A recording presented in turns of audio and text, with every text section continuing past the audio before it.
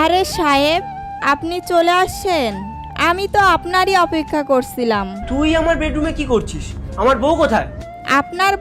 আপনার বউ তো বাজারে গেছে, আর আসতে মিনিমাম 2 থেকে 3 ঘন্টা লেগেই যাবে। তো তুই আমার বেডরুমে কি করছিস?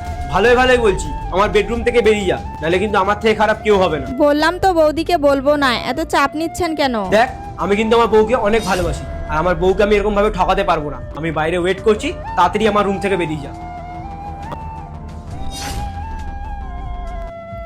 ধেত, দেখলেন তো ম্যাডাম, আপনার হাজবেন্ড আপনার প্রতি কতটা লয়ার। আমি তো ওনাকে এতবার করে বললাম, উনি কিন্তু একবারও রাজি হলেন না।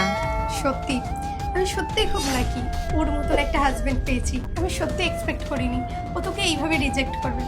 আর থ্যাংক ইউ সো মাচ, তুই সত্যি আমাকে অনেকটা হেল্প করলি। এবার আমি নিশ্চিন্তে নিজের ট্রিপে যেতে পারবো। 7 দিন আমি বাড়ি থাকবো না, কাজের থ্রুতে যাচ্ছি।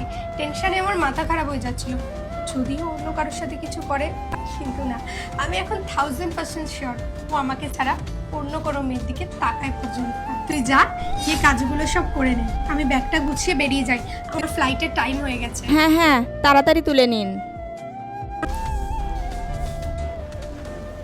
কুসুম, এনো, সাবধানে যাবে। তুমি যাও, অফিস আছে তোমার আবার, আমি এখান থেকে ক্যাব করে নেবো। আচ্ছা। হুম। তুমি কি ভাবলে আমি কিছু জানি না? এবার তো হবে আসল মজা। তার আগে দেখবো কারা শয়তানকে হারিয়ে আল্লাহকে ভালোবাসে। যারা আল্লাহকে ভালোবাসে তারা ভিডিওতে লাইক দিয়ে চ্যানেলটা সাবস্ক্রাইব করে দাও, আর যারা শয়তানকে ভালোবাসে তাদেরকে লাইক সাবস্ক্রাইব কিছু করতে হবে না, কমেন্ট করো আল্লাহ আকবার। ভালো করে গিফটটা তুমি ওকে দাও।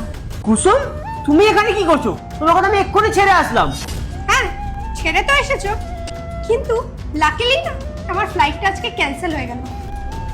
দেখো কুসুম, তুমি ভুল বুঝছো। ওর চোখে কিছু পড়ে গেছিল, তাই আমি ওটা। চুপ! আর কত মিথ্যে কথা বলবে?